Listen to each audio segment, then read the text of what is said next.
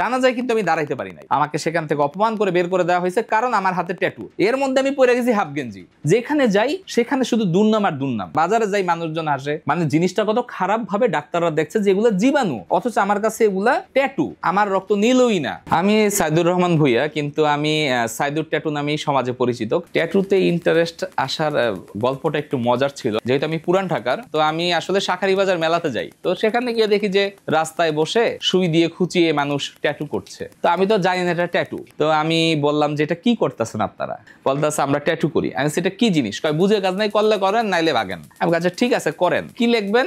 7 যেহেতু পড়ি 7 এখানে লেখেন। তো বাসায় আসলাম, বাসা থেকে বের করে দেয়। তো আমার ফুপুর বাসায় জায়গা হয়, আমি 3-4 বছর ওনাদের বাসায় থাকি, পড়াশোনাও করি। আস্তে আস্তে ইন্ডিয়ায় পড়াশোনা করলাম, দেশে বাইরে পড়াশোনা করলাম। তো আমি ট্যাটুটাকে ফোকাস রাখলাম এবং বাংলাদেশে আসার পর আমি ডাক্তারদের সাথে কথাবার্তা বলে সায়েন্টিফিক একটা ব্যাখ্যা বাইর করলাম। এই যে দেখেন লোম হয়, লোম ঠিক না? তার মানে কি এই লোম দিয়ে আমার ঘাম হয়, পানি হয়, তার মানে ভিতরে আমার সাথে কানেকশন আছে। তো ইসলাম ধর্মে বলা ছিল যে, এবং বলা আছে, ট্যাটু করলে ভিতরে পানি লাগে না, অজু হয় না। তো আমরা এটা একটা থিওরি বাইর করলাম যে ঠিক আছে কিভাবে পানি লাগে না, আমি তো ঘাম বের হচ্ছে, তার মানে আমার লোম দিয়ে ঘাম হয়, তার মানে পানি লাগে, তার মানে এই কথাটা দলিলটা জাল। আমি কত বড় পাগল চিন্তা করেন। এবং এইটা আমি বিভিন্ন টিভি চ্যানেলেও প্রচার করতেছি বৈশা। কারণ আমাদের ওলামা একরাম এবং ইসলাম ধর্মের লোকজন ভদ্র দেখা আমার কিছু বলে দেয়। যদি এটা অন্য কোনো কান্ট্রিতে আমার খবর আছিল, যেহেতু আমি একটা মিথ্যা অপপ্রচার করছি এবং এটা করলে ক্যান্সার আমি কিন্তু আগে থেকেই জানি, এটা হলো ডাক্তারি ব্যাখ্যা। কিন্তু আমার একটা মিথ্যা অপপ্রচার বিভিন্ন টিভি চ্যানেল মাখায় ফেলাইছি আমি। এই দেখেন পানি লাগে, অজু হয়, ঘাম হয়, তার মানে আপনারা করতে পারবেন, কোনো সমস্যা নেই। এবং আমার এই কথার ভিত্তিতে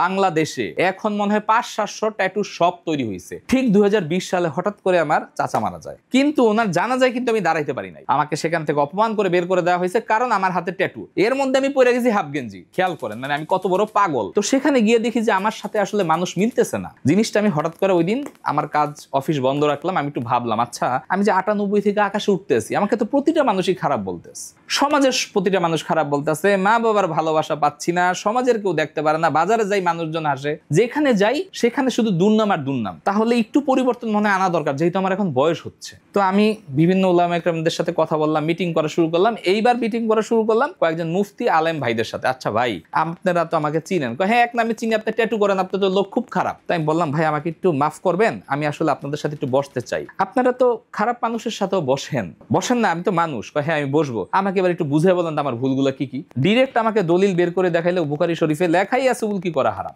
আমাকে ধর্মীয় কথাটা মানতে হবে। সব জায়গায় বিজ্ঞান এবং সায়েন্স ইনফরমেশন দিয়ে চলে না। আপনাকে ধর্মীয় অনুভূতিতে আঘাত হানবেন, এরা যে আমারে কিছু করেন এই তো বেশি। ভদ্রলোকের আমাকে ছেড়ে দিছে, কিন্তু আমাকে কিন্তু বারবার বুঝাইতো মেসেজে যে ভাই আপনি ধর্মীয় অনুভূতিতে আঘাত আনতেছেন, আমাদের দেশের মানুষজন ভদ্র, এর জন্য আপনারা কিছু বলেন। তো আমি পড়াশোনা করে ভালো মতো দেখলাম আসলেও জিনিসটা হারাম। আমি এটা দলিল পেয়ে গেছি এবং এটা করা খারাপ, এটা ভালো না, এবং এটা করলে আসলেও ক্যান্সার হয়, ক্যান্সার না হলে স্কিন ডিজিজ হয়, এবং এটা দিলে শরীরে কেউ রক্ত নেয় না। এরপরে কিছুদিন পরে আবার আরেকটা অ্যাক্সিডেন্ট হইলো, আমার মার হলো আপনার ডেঙ্গু, তার প্লাটলেট নেমে গেছে। রাত্র 3টা বাজে হসপিটালে মুমূর্ষ অবস্থায় কাতরাচ্ছে, রক্ত আমার সাথে মিলছে। তা আমি রক্ত দেবো, আমার রক্ত নিলই না 8 দিন হসপিটাল, পায়ে ধরা বাকি, রক্ত নেওয়াই যাবে না। বললেন আপনার কি আপনার মার ভালো চান নাকি খারাপ চান? আমি অবশ্যই আমি আমার মার ভালো চাই। বলো তাহলে আপনার রক্ত নেওয়া যাবে না, আপনার শরীর ভরা জীবাণু। মানে জিনিসটা কত খারাপ ভাবে ডাক্তাররা দেখছে যে এগুলো জীবাণু, অথচ আমার কাছে এগুলা ট্যাটু, আমার রক্ত নিলই না। তো পরে আমি চিন্তা করলাম যে না, অতিরিক্ত হয়ে গেছে আমার এই অপপ্রচার এবং এই যে উল্টাপাল্টা কাজ, এগুলো বন্ধ করতে হবে। আমি নিজ থেকে আগে চেঞ্জ হই, পরে আমি মানুষের সাথে কথা বলবো।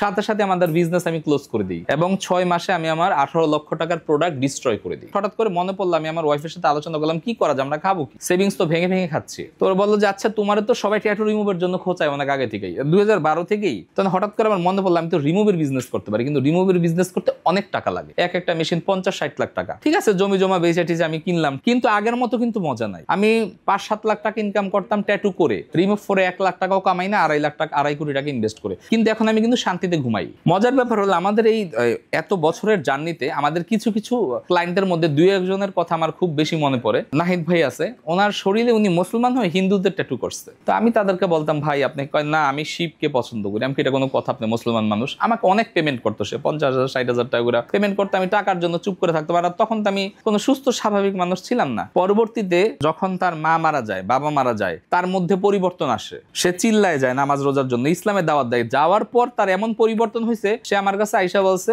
আমি আপনার সবকিছু দিয়ে দেবো, ঘর বাড়ি সম্পদ, আমার মা বাবা মারা গেছে, এরপরে আমি চিল্লাই গেছি, আমার পরিবর্তন হয়েছে, আমার ট্যাটুগুলো রিমুভ করে দেন। তার ট্যাটুগুলো আমি 6 মাস লাগে রিমুভ করছি, ফুল বডি। সে এখন কন্টিনিউ নামাজ পড়ে, রোজা রাখে, নর্মাল মানুষ হয়ে গেছে। কারণ কি, তার বাবার মার শোকটা 40 দিনের গ্যাপ ছিল, বাবার মার মৃত্যুটা সে নিতেই পারে নাই। এরকম অনেক পরিবর্তনের গল্প আমাদের কাছে আছে। 468টা ট্যাটু করে আমার শরীরে 68টা রিমুভ করছি, কিন্তু এখন আমার আসলে ট্রেনিং চলতেছে, মানে ট্রিটমেন্ট চলতেছে। সরি, ইন্ডিয়াতে আমার একটু লাঞ্চ রিলেটেড প্রবলেম হয়েছে, আস্তে আস্তে রিমুভ করবো। আর আমি যদি এখন লেজার করি তাহলে আমার ওষুধের রিয়েকশন হতে পারে, যেহেতু অনেক হেভি মেডিসিনের উপর আছে, এর জন্য আমার শরীরের ওজনও বেড়ে গেছে। সবাই আমাকে মাফ করে দিবেন যে আমি অনেক মানুষের ক্ষতি করেছি এবং তাদের বাবা মার কাছে আমি ক্ষমা প্রার্থী। আপনারা আমার সাথে যোগাযোগ করবেন, আমি সর্বোচ্চ পরিমাণে একটা ডিসকাউন্ট দিয়ে দেবো ইনশাল্লাহ। দেখেন মানুষ কত বোকা হলে কি অদ্ভুত ট্যাটু করে। হ্যাঁ, পুরো শরীর ভরাই ট্যাটু। এখানে কি লেখা? যাকে নিয়ে তুমি চিন্তায় মগ্ন, সে অন্য জনের বিছানায় নগ্ন। মানে এই দেখেন কি অবস্থা আমার হাত পা। হ্যাঁ, এখন এগুলো দেখলে আমার হাসি পায়, আর একসময় এগুলো ছিল আমার ক্রেজ। জার্মানি লেজার, এটা খুবই ভালো। এটার মাধ্যমে আপনার কাটা দাগ রিমুভ করা যায়, মুখের ব্রণের গর্ত রিমুভ করা যায়, স্কিনের বিভিন্ন ট্যাক্স রিমুভ করা যায়, যেমন তিল রিমুভ, আচিল রিমুভ, এগুলো রিমুভ করা যায়। এটা আছে একটা পিকো লেজার মেশিন, মেস্তা রিমুভ করার জন্য খুবই ভালো।